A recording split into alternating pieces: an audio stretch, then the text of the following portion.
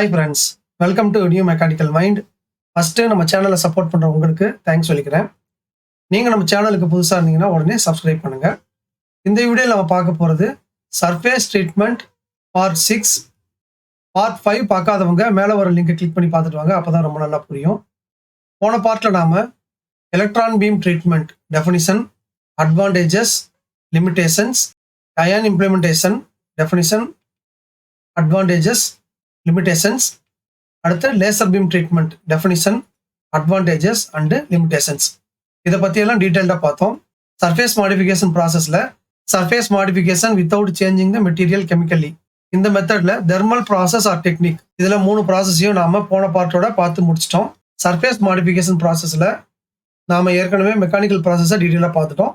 போன பார்ட்டோட தெர்மல் ப்ராசஸையும் டீட்டெயிலாக பார்த்து முடிச்சிட்டோம். அடுத்து நம்ம பார்க்க வேண்டியது தெர்மோகெமிக்கல் டிஃப்யூஷன் ப்ராசஸ், இதை பற்றி தான் நம்ம பார்க்கணும். இந்த தெர்மோகெமிக்கல் டிஃப்யூஷன் ப்ராசஸில் carburizing, gas carburizing, liquid carburizing, solid or pack carburizing, இந்த 3 டைப் வந்து கார்புரைசிங்கில் இருக்குது. அடுத்து nitriding, gas nitriding, salt bath nitriding, plasma nitriding, இந்த 3 டைப் வந்து நைட்ரைடிங்கில் இருக்குது.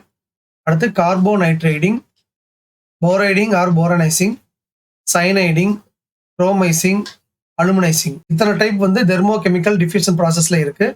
முதல்ல நாம இந்த கார்புரைசிங் ப்ராசஸை பற்றி பார்க்க போகிறோம். இதில் இந்த வீடியோவில் நம்ம பார்க்க போகிற content, what is carburizing, purpose for carburizing, types of carburizing, இதில் gas carburizing, liquid carburizing, solid or pack carburizing, application for carburizing, இந்த எல்லா கண்டனை பற்றியும் டீட்டெயிலாக பார்க்க போகிறோம். இந்த வீடியோவில் நீங்கள் கண்டிப்பாக பல புது இன்ஃபர்மேஷன்ஸை பற்றி தெரிஞ்சுப்பீங்க. அதனால வீடியோவை கடைசி வரைக்கும் முழுசாக பாருங்க, உங்களுக்கு ரொம்ப யூஸ்ஃபுல்லாக இருக்கும். வாங்க ட்ரைனிங்குள்ளே போகலாம். First, what is carburizing? கார்புரைசிங்னா என்ன? Carburizing or carburizing is a case hardening process in which carbon diffuses into the surface layer of a steel part and changes the steel grain structure at molecular level. கார்புரைசிங் ப்ராசஸில் carbon particles ஆட்டம் லெவலில் ஒரு steel பார்ட்டோட top சர்ஃபேஸில் mix ஆகும். இதுதான் கார்புரைசிங். Temperature around 850 to 950 degree centigrade is used for this carburizing process. Carburizing processல 850 இருந்து 950 degree centigrade வரைக்கும் டெம்பரேச்சரை use பண்றாங்க. Longer carburizing times and higher temperatures typically increase the depth of carbon diffusion. கார்பனை வந்து metal சர்ஃபேஸ்ல ரொம்ப ஆழத்துக்கு மிக்ஸ் பண்ணணும் அப்படின்னா நாம கார்புரைசிங் டைமையும் அதோட டெம்பரேச்சரையும் இன்க்ரீஸ் பண்ணணும். Based on amount of hardness requirement, quenching process will be done by using the below medium, air, water or oil. Carburizing process பண்ணதுக்கு அப்புறம் surface hardness requirementக்கு ஏற்ற மாதிரி air, water இல்ல oil இதை யூஸ் பண்ணி கூல் பண்ணுவாங்க. If heat treatment, tempering or stress relieving annealing is required based on the end product application, that also is being done. Carburizing பண்ண ஒரு மெட்டல் பார்ட்டை அதோட எண்ட் அப்ளிகேஷனை பொறுத்து அதுக்கு டெம்பரிங் இல்லை ஸ்ட்ரெஸ் லிவிங் அனிலிங்கையும் பண்ணுவாங்க. இது எல்லாமே கார்புரைசிங் ப்ராசஸ்க்கான டெஃபினிஷன். இப்போ உங்களுக்கு கார்புரைசிங்னா என்னன்னு தெரிஞ்சிருக்கும். அடுத்து நம்ம பார்க்க போகிறது பர்பஸ் ஃபார் கார்புரைசிங். எதுக்காக கார்புரைசிங்கை பண்ணணும்? Increases the hardness of the metal at surface only. இந்த ப்ராசஸ் மூலமாக நாம மெட்டலோட சர்ஃபேஸில் மட்டும் ஹார்ட்னஸை இன்க்ரீஸ் பண்ண முடியும். Improves resistant to wear and tear, தேய்மானம் மற்றும் உடைஞ்சு போகிற தன்மையை தடுக்கிற சக்தியை அதிகப்படுத்துது. Provide more mechanical strength and machinability, metal பார்ட்டுக்கு அதிகப்படியான மெக்கானிக்கல் ஸ்ட்ரென்த்தையும் மெஷினபிலிட்டியையும் கொடுக்குது. Provides more toughness and fatigue strength, இதனால டஃப்னஸும் ஃபெட்டிக் ஸ்ட்ரென்த்தும் பார்ட்டில் இம்ப்ரூவ் ஆகும். எனபிள்ஸ் ஹையர் கரோசன் ரெசிஸ்டன்ஸ், அரிமானத்தை தடுக்கிற சக்தியும் அதிகமாகுது. இம்ப்ரூவ்ஸ் டக்டிலிட்டி, மெட்டலோட டக்டிலிட்டி ப்ராப்பர்ட்டியையும் இம்ப்ரூவ் பண்ணுது. Increased reliable surface hardness, surface ஹார்ட்னஸை நமக்கு தேவையான அளவு இன்க்ரீஸ் பண்ண முடியும். It increases the hardness on surface while maintaining a lesser hardness at the core. நம்ம ஏற்கனவே பார்த்த மாதிரி கோரில் சர்ஃபேஸ் ஹார்ட்னஸ் வந்து இன்க்ரீஸ் ஆகாது, சர்ஃபேஸில் மட்டும்தான் இந்த ப்ராசஸ் மூலமாக ஹார்ட்னஸ் வந்து இன்க்ரீஸ் ஆகும். So we can use normal steel instead of high carbon steel and do machining process easily before carburizing. ஒரு ஹை கார்பன் ஸ்டீல் மாதிரியான மெட்டலை எடுத்து நாம் மெஷினிங் பண்ணோம்னா நம்மளால ஈஸியாக பண்ண முடியாது.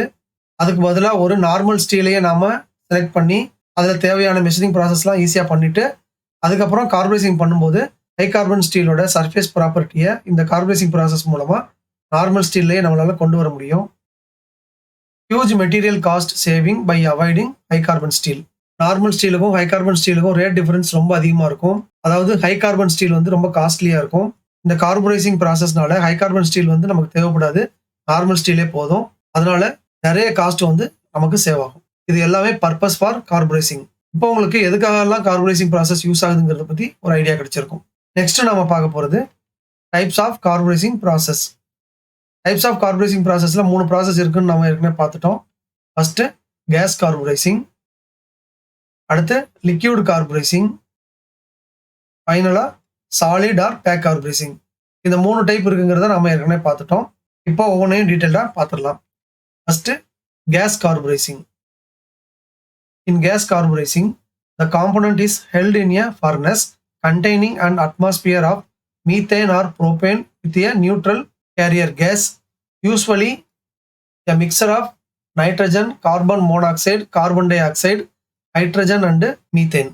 Gas carburizing processல carburizing பண்ண வேண்டிய காம்போனண்ட்டை ஒரு closed furnace குள்ள வைப்பாங்க. அந்த furnaceல மீத்தேன் இல்ல ப்ரோபேன் இந்த கேஸ் இருக்கும். இது கூட நியூட்ரல் கேரியர் கேஸையும் மிக்ஸ் பண்ணி வச்சிருப்பாங்க. இதுக்கு nitrogen, carbon monoxide, carbon dioxide, hydrogen and methane இதை மிக்ஸ் பண்ண மிக்சரையும் யூஸ் பண்ணுவாங்க. At the carburizing temperature methane or propane decomposes at the component surface to atomic carbon and hydrogen. Then carbon atoms diffusing into the metal surface. இந்த ப்ராசஸ்ல carburizing temperature reach ஆகும்போது methane or propane எதை நம்ம use பண்றோமோ அது carbon atom and hydrogen ஆட்டமா decompose ஆகும். இது காம்பனண்டோட சர்ஃபேஸ்ல நடக்கும். இதனால கார்பன் ஆட்டம்ஸ் வந்து காம்பனண்டோட டாப் சர்ஃபேஸ்ல மிக்ஸ் ஆக ஆரம்பிக்கும். The temperature is typically 925 degrees centigrade and carburizing times range from 2 hours for a 1 mm depth case to a maximum of around 36 hours for a 4 mm case. இந்த case carburising ப்ராசஸ்ல 925 degree centigrade வரைக்கும் temperature use பண்றாங்க. இதுல 1 mm டெப்த்துக்கு carburising பண்ணணும்னா minimum 2 hours ஆகுது. இதுவே 4 mm depth வரைக்கும் carburising process பண்ணணும்னா 36 hours வரைக்கும் கூட ஆகலாம். Most carburizing gases are flammable, so need better control to prevent contacting with the air. இதுல யூஸ் பண்ற கேசஸ் மீத்தேன் ஆர் ப்ரோபேன் சீக்கிரமாவே தீப்பிடிக்கிற தன்மையுடையது. அதனால இதுல யூஸ் பண்ற கேசஸ் வந்து ஏர் கூட ஈஸியா கான்டாக்ட் ஆகுறத தடுக்கிறதுக்கு தேவையான ஆக்ஷன்ஸை எடுத்து வச்சிருக்கணும். The quenching medium is usually oil and can vary based on requirement. Gas carburizing மூலமா கார்பரைசிங் பண்ணதுக்கு அப்புறம் கேஸ் கார்பரைசிங் பண்ண காம்பனண்ட்டுக்கு கொஞ்சம் ஏதாவது தேவைப்பட்டது, அதாவது அதோட சர்ஃபேஸ் ஹார்ட்னஸ் வந்து அதிகப்படுத்தணும்னா அதை கூல் பண்ணுவாங்க. அதுக்கு மெயினா ஆயில தான் யூஸ் பண்ணுவாங்க. தேவைப்படுற பட்சத்துல சர்ஃபேஸ் ஹார்ட்னஸ் ரெக்குயர்மெண்ட்டுக்கு ஏற்ற மாதிரி வேற கொஞ்சம் மீடியமையும் யூஸ் பண்ணுவாங்க. இதுதான் கேஸ் கார்பரைசிங். இப்போ உங்களுக்கு கேஸ் கார்பரைசிங்னா என்னங்கிறத பத்தி டீட்டெயிலாக தெரிஞ்சிருக்கும். நெக்ஸ்ட் நம்ம பார்க்க போறது liquid carburising. Liquid carburizing is carried out in a container filled with a molten salt such as calcium cyanide and polymerized hydrocyanide acid or sodium or potassium cyanide along with some salt. Liquid carburizing பண்றதுக்கு ஒரு கண்டெய்னர்ல molten salt use பண்ணுவாங்க. எக்ஸாம்பிளுக்கு calcium cyanide, polymerized hydrocyanide acid இல்ல sodium or potassium cyanide acid இது மாதிரியான ஆசிட்ஸை molten கண்டிஷன்ல வச்சிருப்பாங்க. This bath is heated by electrical immersion elements or by a gas burner up to 845 to 955 degrees centigrade and stirring is done to ensure uniform temperature. Liquid carburizing processல salt வந்து molten ஸ்டேஜில் இருக்குன்னு பார்த்தோம். அதை melt பண்ணுறதுக்கு எலக்ட்ரிக்கலாவோ இல்லை gas burner வச்சியோ 845லேருந்து 955 டிகிரி சென்டிகிரேட் வரைக்கும் ஹீட் பண்ணுவாங்க. பேரலாக அந்த மோல்டன் சால்ட்டை அளக்கவும் செய்வாங்க. இது மூலமாக டெம்பரேச்சர் வந்து எல்லா இடத்துலையும் யூனிஃபார்மாக ஸ்ப்ரெட் ஆகும். This process introduces carbon and nitrogen or carbon alone into the metal surface. இந்த ப்ராசஸ்ல கார்பரைசிங் பண்ண வேண்டிய காம்பனண்ட் வந்து மோல்டன் சால்ட்டுக்குள்ள இருக்கும். இந்த லிக்விட் கார்பரைசிங் ப்ராசஸ் மூலமா அந்த காம்பனண்டோட சர்ஃபேஸ்ல கார்பன் அண்ட் நைட்ரஜன் 2 எலமெண்ட்டோ இல்ல கார்பன் மட்டுமோ அந்த மெட்டல் சர்ஃபேஸ்ல மிக்ஸ் ஆகும். If only selected portions of the components are to be carburized, then the remaining portions are covered by copper plating. காம்பனண்ட்ல ஒரு குறிப்பிட்ட இடத்துல மட்டும் கார்பரைசிங் பண்ணா போதும், மற்ற இடத்துக்குலாம் தேவையில்லைன்னா எந்த இடத்துக்குலாம் தேவையில்லையோ அந்த இடத்துல எல்லாம் காப்பர் பிளேட்டிங்கை பண்ணணும். கார்பரைசிங் பண்ண வேண்டிய இடத்துல ஃப்ரீயாக விட்டுறணும். This process gives a thin hardened layer from 0.08 mm thickness. Liquid carburizing process மூலமா 0.0 mm thicknessல இருந்து நம்மளால carburizing பண்ண முடியும். Although it is the fastest carburizing process, it is only suitable for small batch sizes. Liquid carburizing வந்து ஒரு fastest carburizing process. இதுல அந்த கண்டெய்னருக்கு ஏற்ற மாதிரி ஒரு சின்ன குவான்டிட்டியை மட்டும்தான் நம்மளால carburizing பண்ண முடியும். The disposal of salt is critical because it will create pollution to environment. இதில் நம்ம யூஸ் பண்ண சால்ட் வந்து சயனைடு, அதனால அதை நம்ம டைரெக்டாக டிஸ்போஸ் பண்ண முடியாது. ப்ராப்பராக தான் டிஸ்போஸ் பண்ணணும், இல்லைன்னா சுற்றுப்புற சூழலுக்கு நிறைய பாதிப்பு ஏற்படும். இது எல்லாமே லிக்யூட் கார்பரைசிங் ப்ராசஸ்க்கான டீட்டெயில்ஸ். இப்போ உங்களுக்கு லிக்யூட் கார்பரைசிங்னா என்னங்கிறத பற்றி டீட்டெயிலாக தெரிஞ்சிருக்கும். அடுத்து நம்ம பார்க்க போகிறது solid or pack carburizing. In solid or pack carburizing, the components are surrounded by a carburizing medium and placed in a sealed box. இந்த solid or pack carburizing processல எந்த காம்பனண்ட்டை கார்பரைசிங் பண்ணணுமோ அந்த காம்பனண்ட்டை ஒரு பாக்ஸ்க்குள்ள அதை சுற்றி கார்பரைசிங் மீடியம் இருக்கிற மாதிரி வைப்பாங்க. அதுக்கப்புறம் அந்த பாக்ஸை சீல் பண்ணிடுவாங்க, அதாவது க்ளோஸ் பண்ணிடுவாங்க. The medium is usually coke, charcoal, crushed bones, potassium ferrocyanide or charred leather mixed with borium carbonate. அந்த கார்பரைசிங் மீடியமா coke, charcoal, crushed bones, potassium ferrocyanide இல்லைன்னா சார்டு லெதரை பேரியம் கார்பனேட்டோட மிக்ஸ் பண்ணி யூஸ் பண்ணுவாங்க. Carburizing containers are made of carbon steel, aluminium coated carbon steel or iron nickel chromium alloys. இந்த கண்டெய்னரை make பண்ணுறதுக்கு கார்பன் ஸ்டீலையோ அலுமினியம் கோட்டட் கார்பன் ஸ்டீலையோ இல்லை அயன் நிக்கல் குரோமியம் மாதிரியான அலாய்ஸை யூஸ் பண்ணுறாங்க. Temperatures are usually 790 to 845 degrees centigrade for times of 2 to 36 hours depending on requirements. இந்த ப்ராசஸில் கார்பரைசிங் பண்ணுறதுக்காக 790லேருந்து 845 டிகிரி சென்டிகிரேட் வரைக்கும் ஹீட் பண்ணுவாங்க. அதே மாதிரி எவ்வளோ டெப்த்துக்கு கார்பரைசிங் பண்ணணுமோ அதுக்கேற்ற மாதிரி இந்த ப்ராசஸை 2 ஹவர்ஸ்லேருந்து 36 ஹவர்ஸ் வரைக்கும் பண்ணுவாங்க. The medium will generate carbon dioxide and react with the excess carbon, then produce carbon monoxide. இந்த ப்ராசஸில் ஹீட் பண்ணும்போது ஃபஸ்ட்டு கார்பன் டை ஆக்சைடு வந்து ஜென்ரேட் ஆகும்.